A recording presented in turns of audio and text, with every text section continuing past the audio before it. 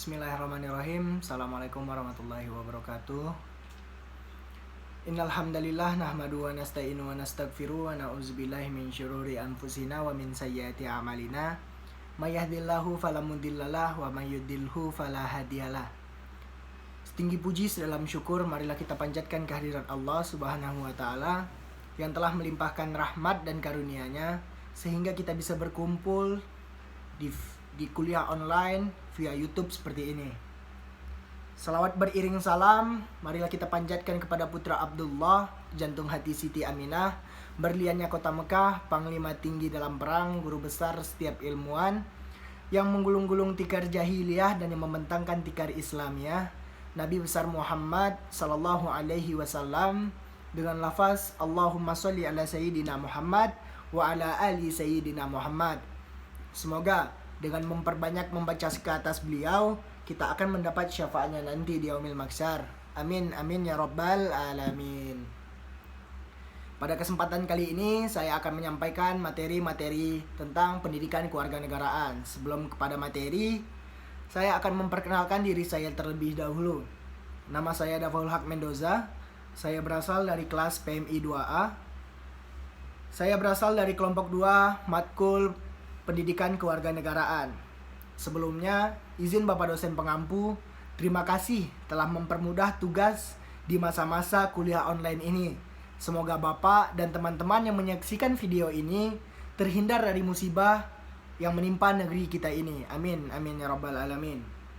Oke, langsung saja. Saya ingin menjelaskan tentang pendidikan kewarganegaraan bagi pengembangan kepribadian bangsa. Bagian yang saya ingin jelaskan, bagian arti dan ideologi atau definisi lain dari para ahli sebagai berikut.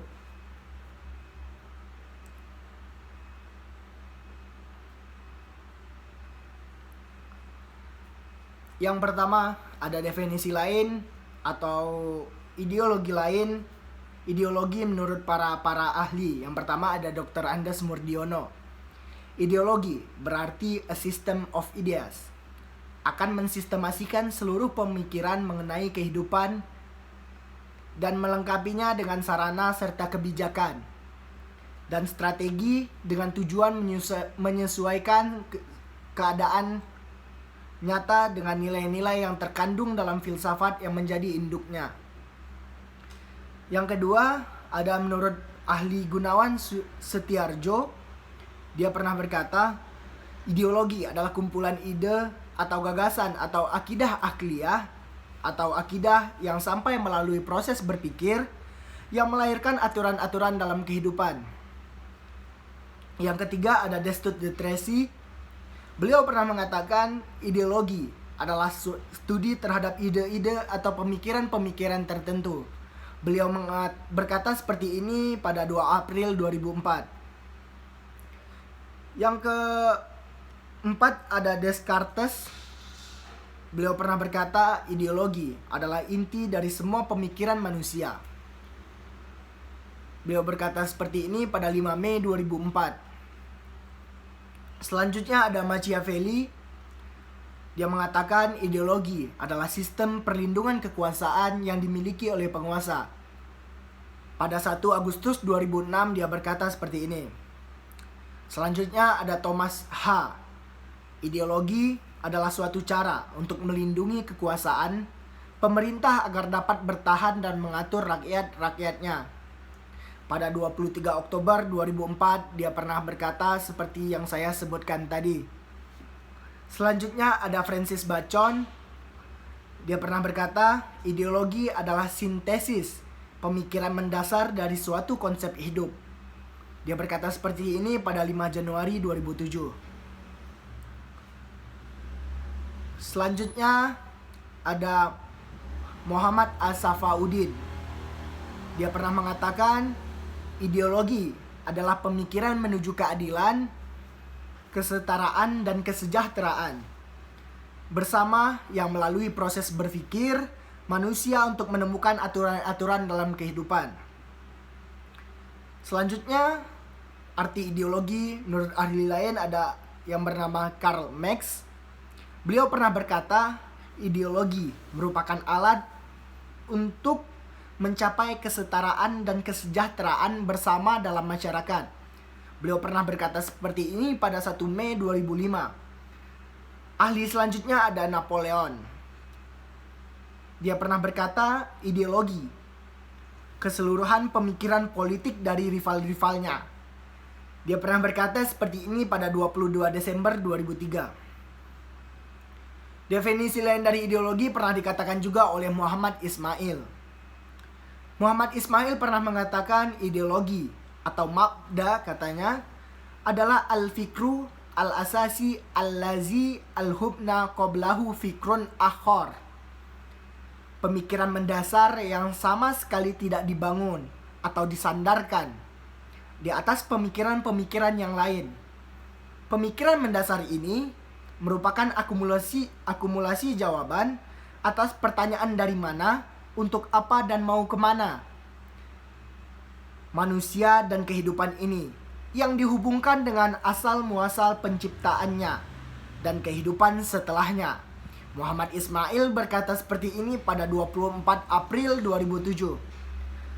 Selanjutnya ada Dr. Hafid S. Haleh. Beliau berkata seperti ini. Ideologi adalah sebuah pemikiran yang mempunyai ide berupa konsepsi rasional atau akidah akliyah yang meliputi akidah dan solusi atas seluruh problem kehidupan manusia.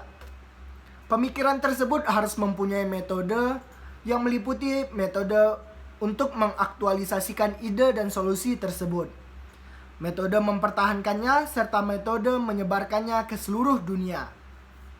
Dr. Hafid S. Haleh berkata seperti ini pada 12 November 2008. Selanjutnya ada Taqiyuddin An-Nabhani. Beliau pernah berkata seperti ini. Mabda adalah suatu akidah akliyah yang melahirkan peraturan.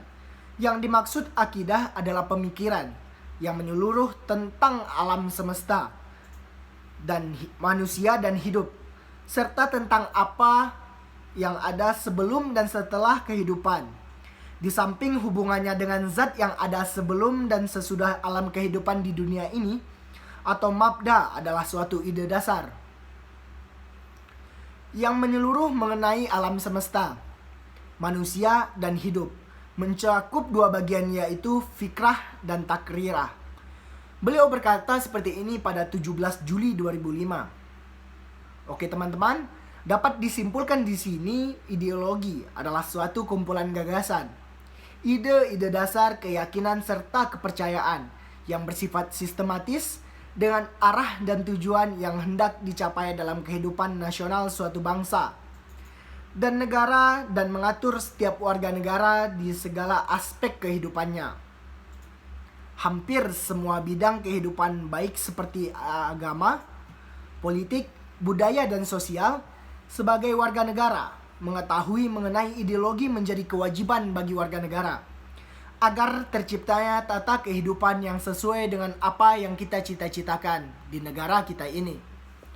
Mungkin sekian yang dapat saya sampaikan teman-teman.